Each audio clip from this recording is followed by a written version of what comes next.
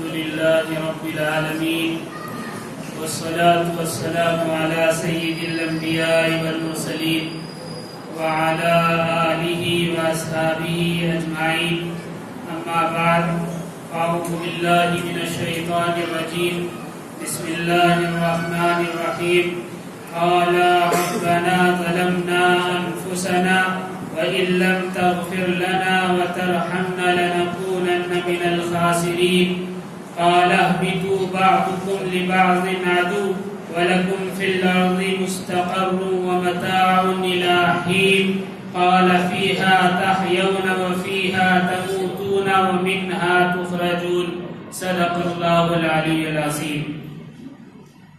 بزرگان محترم اور عزیز دوستوں اور ساتھیوں،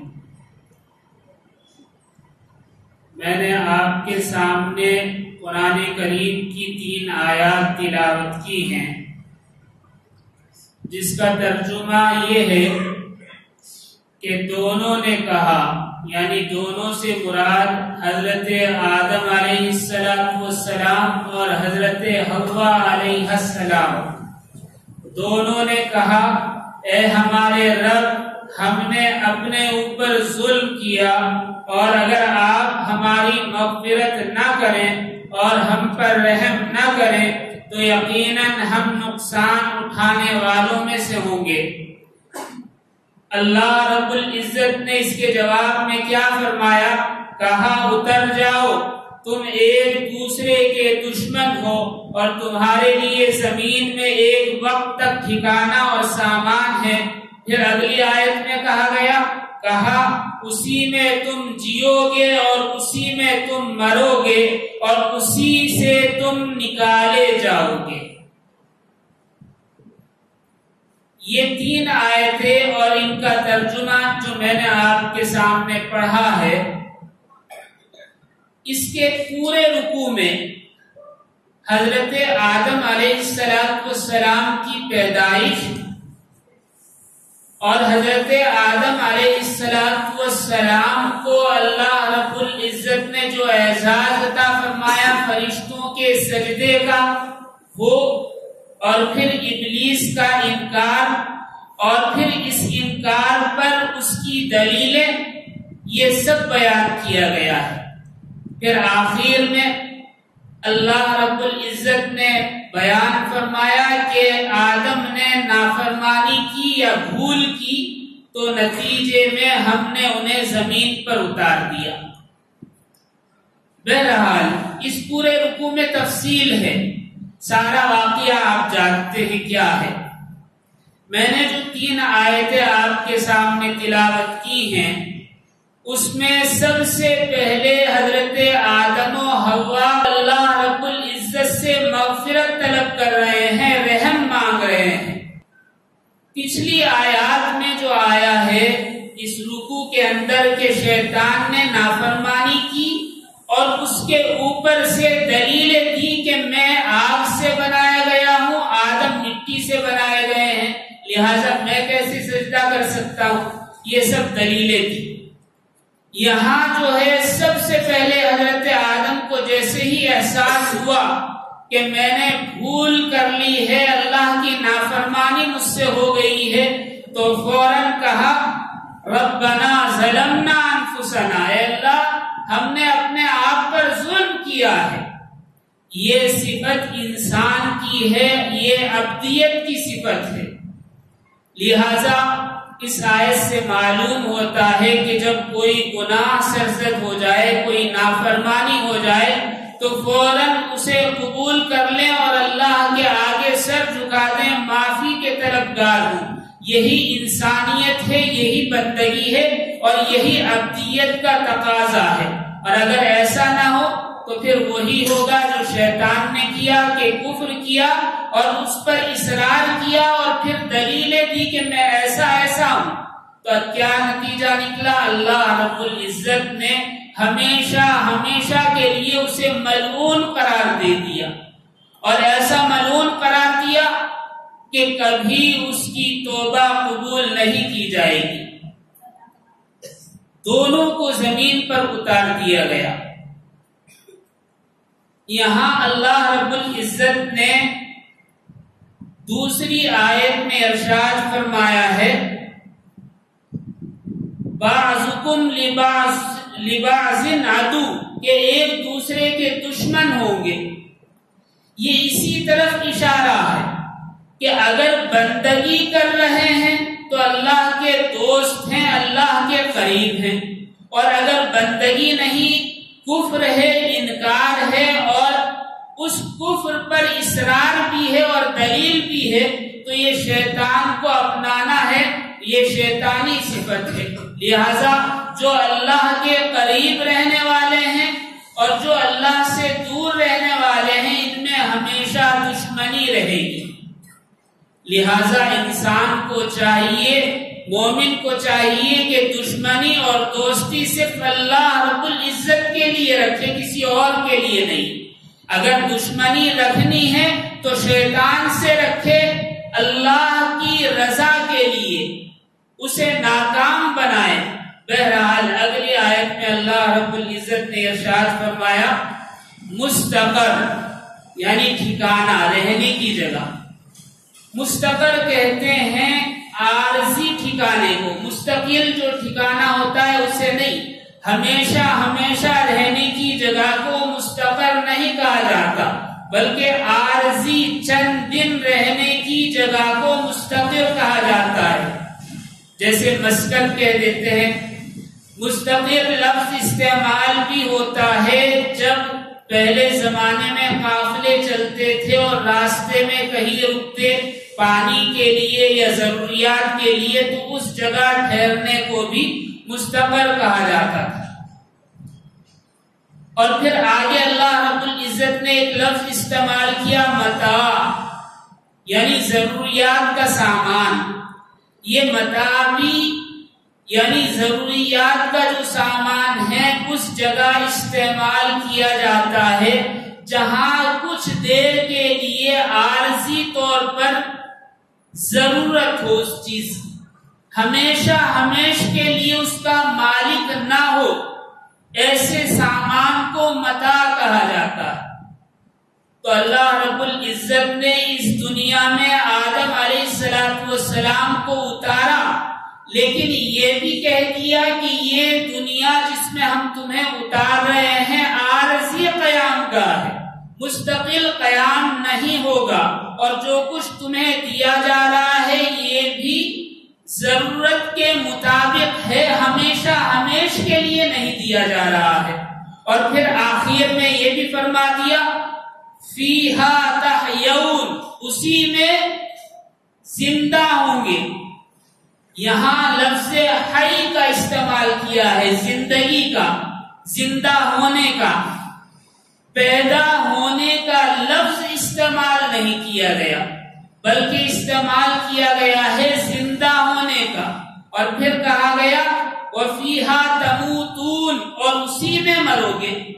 اور پھر آخر میں اس پوری آیت کا خلاصہ بیان فرما دیا وَمِنْهَا تُخْرَجُونَ، کہ ہم جہاں تمہیں بھیج رہے ہیں وہاں سے پھر نکال دیں گے، وہاں ہمیشہ ہمیشہ رہنے کی جگہ نہیں ہے۔ بہرحال آج کا زمانہ سائنس کا ہے، یہ سارا کا سارا واقعہ ہم نے نبی کریم صلی اللہ علیہ وسلم سے، قرآن سے اور بہت ساری روایات سے سن رکھا ہے۔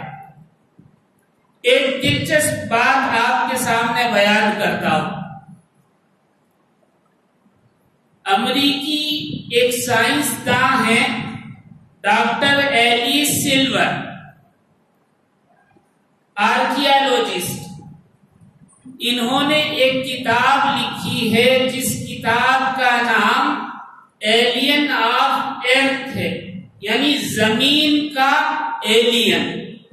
ایلین کے متعلق آپ نے پڑھا ہوگا کہ اصطلاح سائنس میں ایلین اس مخلوق کو کہتے ہیں جو کسی دوسری دنیا سے ہماری دنیا میں آئی ہو۔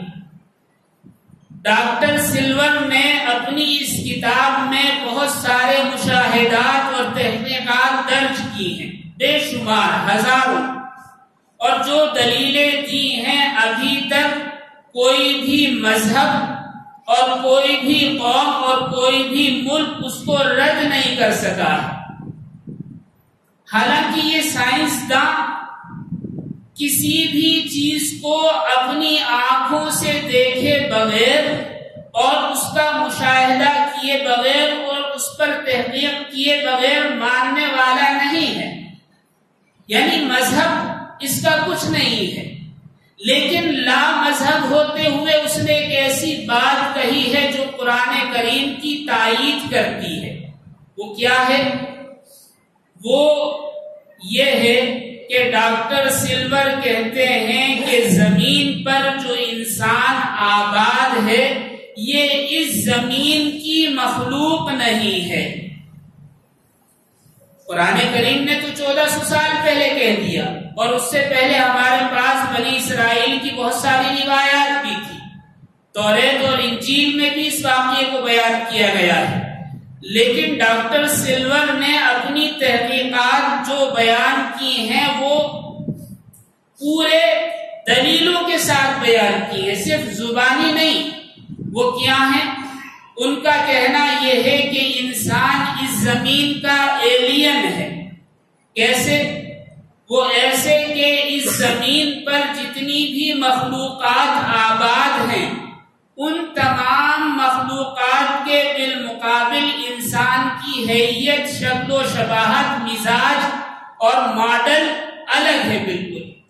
یعنی اس کا جسم، اس کی حیثیت، اس کا شیپ یہاں پر جو مخلوق ہے پہلے سے زمین پر اس سے میل نہیں کھاتی، میچ نہیں ہوتی. دوسری بات وہ یہ کہ اس زمین پر جو مخلوق ہے ان کا ٹمپریچر موسم کے حساب سے بدلتا رہتا ہے. جسمانی ٹمپریچر کم زیادہ ہوتا رہتا ہے. سردی ہو گئی تو جسم گرم ہو جاتا ہے، اور گرمی ہے تو جسم ٹھنڈا ہو جاتا ہے. لیکن انسان میں اس ٹمپریچر کو کنٹرول کرنے کی کوئی چیز موجود نہیں ہے. اگر سردی ہو تو اسے گرم کپڑوں کی ضرورت پڑے، گرمی ہو تو ٹھنڈک کی اسے ضرورت پیش آئے. اس کے اندر بذات خود کوئی چیز ایسی موجود نہیں جو ٹمپریچر کو کنٹرول کر سکے. تیسری بات، انسان کے ڈی این اے اس دنیا میں موجود مخلوق کے ڈی این اے سے بالکل الگ ہے، میچ نہیں کھاتا. بلکہ ڈی این اے جو ہیں یہاں جتنی مخلوقات ہیں ان سے ان کے بالمقابل بہت زیادہ ہے، یعنی بہت زیادہ اقسام ہے اس کی. تیسری بات، انسان اس دنیا پر بار بار بیمار ہوتا رہتا ہے. عام جانور بار بار بیمار نہیں ہوتے اور ان کے اندر دائمی بیماریاں نہیں پائی جاتی. جیسے انسان میں دائمی بیماریاں پائی جاتی ہیں ایسی بیماریاں جانوروں میں نہیں ہوتی.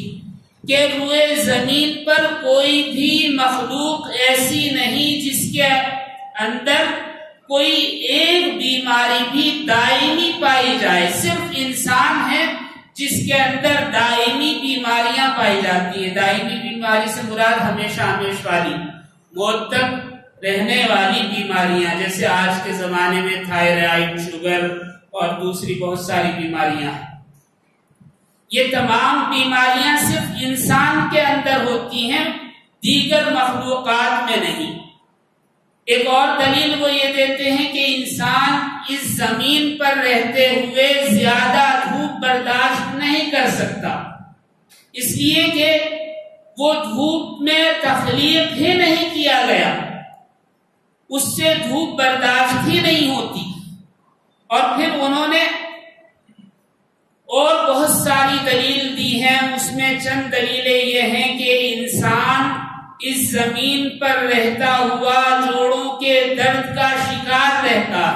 اس کی وجہ یہ ہے کہ یہاں جو کشش ثقل ہے، میگنیٹک پاور ہے، وہ اتنی زیادہ ہے کہ وہ انسان کے جسم کو اپنی طرف کھینچتی ہے، جس سے اس کا بوجھ بڑھ جاتا ہے، وزن بڑھ جاتا ہے، جس سے جوڑوں میں درد پیدا ہو جاتا.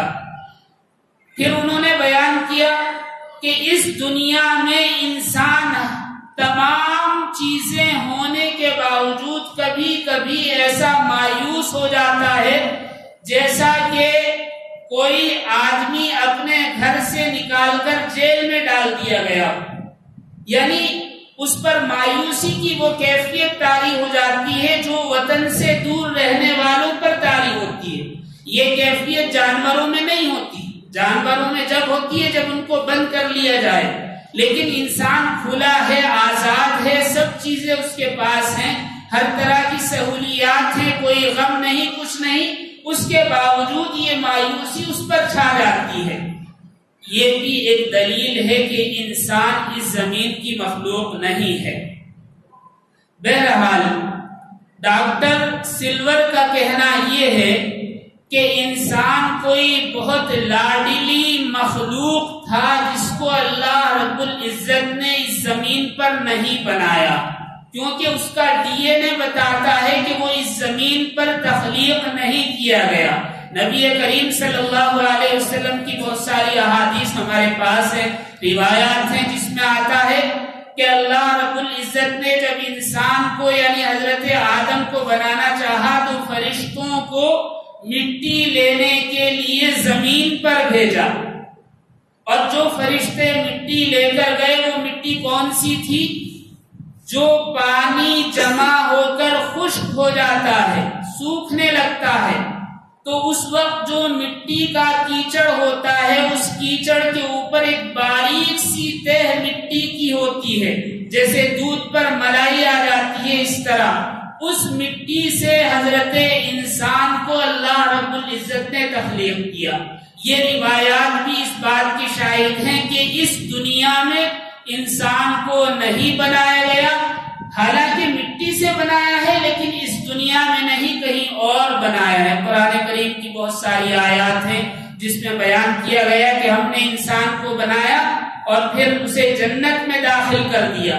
ابھی جو میں نے آیت پڑھی اس میں کہا گیا ہے کہ اتر جاؤ، نیچے اتر جاؤ، یعنی یہ ہے کہ اللہ نے انسان کو بنایا، حضرت آدم کو، اور جنت میں داخل فرما دیا، لیکن جب ان سے بھول ہوئی تو اللہ رب العزت نے زمین پر اترنے کا حکم دیا۔ اگر یہ پہلے سے زمین پر ہوتے تو اللہ رب العزت اترنے کا حکم نہ فرماتا، بلکہ یہ فرماتا کہ واپس جاؤ۔ واپس جانے کے کئی الفاظ قرآن کریم میں نہیں ہیں۔ بہرحال یہ تو ایک سائنسی مشاہدات ہیں، قرآن کریم نے تو ہمیں بہت پہلے یہ ساری چیزیں بیان کر دی ہیں۔ میں نے قرآن کریم کی جو 3 آیات پڑھی ہیں اس سے 2-3 سبق ہمیں ملتے ہیں۔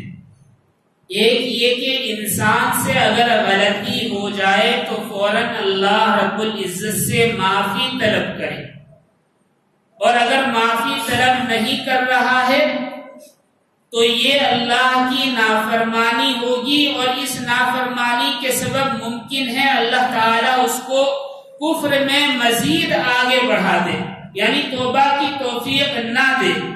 آپ کو معلوم ہوگا کہ اللہ رب العزت سے جیسے ہی حضرت آدم نے معافی مانگی، ربنا ظلمنا انفسنا، ان الفاظ میں حضرت آدم نے جو معافی مانگی ہے، امام قرطبی فرماتے ہیں کہ یہ حضرت آدم ہی کے الفاظ ہیں، یعنی بذات خود انہوں نے ان الفاظ میں اللہ رب العزت سے معافی مانگی، اور معافی مانگنے کے باوجود اللہ رب العزت نے معاف نہیں فرمایا بلکہ زمین پر اتار دیا۔ زمین پر ان کی ضروریات کے لیے بہت ساری چیزیں، سب سے پہلے کپڑا، پھر اناج، اور پھر دوسری چیزیں، اور رہنے کا سلیقہ، سب کچھ بتایا، سکھایا، لیکن معافی کب ملی؟ قریباً 280 یا 300 سال کے بعد نبی کریم صلی اللہ علیہ وسلم کے نام کے وسیلے سے معافی ملی۔ لیکن حضرت آدم نے معافی کا سلسلہ بند نہیں کیا بلکہ زمین پر اتر گئے۔ روایات میں آتا ہے 280 سال تک حضرت آدم بھٹکتے رہے، زمین پر روتے رہے اور معافی مانگتے رہے۔ پھر اللہ نے آسمان پر ان کو دکھایا لا الہ الا اللہ محمد الرسول اللہ، تو انہوں نے نبی کریم صلی اللہ علیہ وسلم کے نام کے وسیلے سے دعا مانگی، مغفرت چاہی، تو اللہ رب العزت نے قریباً 300 سال بعد معاف فرمایا اور توبہ قبول کی۔ بہرحال دوسری بات یہ ہے کہ اللہ رب العزت نے اس دنیا میں انسان کو عارضی رہنے کے لیے رکھا ہے۔ یہ پریکٹیکل زندگی ہے، امتحان گاہ ہے۔ اگر اس امتحان میں ہم کامیاب ہو گئے تو جہاں سے نکالے گئے اللہ رب العزت دوبارہ اس جگہ یعنی جنت میں داخل فرما دیں گے، اور اگر اس امتحان میں ہم کامیاب نہیں ہوئے، ناکام ہوتے ہیں، یعنی ہم نافرمانی کر کے اللہ رب العزت کو یہ باور کرا دیں کہ ہم آپ کی بندگی کے لائق ہی نہیں ہیں، تو ظاہر سی بات ہے قرآن اور حدیث نے صاف بیان کر دیا کہ نافرمانوں کا ٹھکانہ جہنم ہے۔ یعنی ابھی تو یہ دنیا ایک جیل ہے، ایک سزا کے طور پر یہاں اتارا گیا ہے، لیکن یہاں بھی اگر ہم نے پروف نہیں کیا اور بندگی کا اظہار نہیں کیا، اللہ رب العزت کے آگے سر نہیں جھکایا، اللہ کے احکامات کی تعمیل نہیں کی، تو اس سے زیادہ سخت عذاب یعنی جہنم تیار ہے۔ اللہ تعالی ہم سب کی حفاظت فرمائے۔ پھر آگے بتا دیا گیا متاعن، یعنی تھوڑا سا سامان دیا گیا ہے، یہ عارضی استعمال کے لیے ہے، اس پر اترانا نہیں چاہیے۔ اور پھر آخر میں اللہ رب العزت نے انسان کو یاد بھی دلا دیا فیہا تحیون وفیہا تموتون ومنہا تخرجون، کہ تم اس میں زندہ کیے جاؤ گے اور اسی میں مارے جاؤ گے، اور پھر بالآخر نتیجہ رزلٹ یہ نکلے گا کہ تم اس وہاں سے نکال دیے جاؤ گے، یعنی ہمارے روبرو حاضر کیے جاؤ گے۔ اللہ رب العزت ہم سب کو عمل کی توفیق عطا فرمائے۔ وآخر دعوانا ان الحمدللہ رب العالمین۔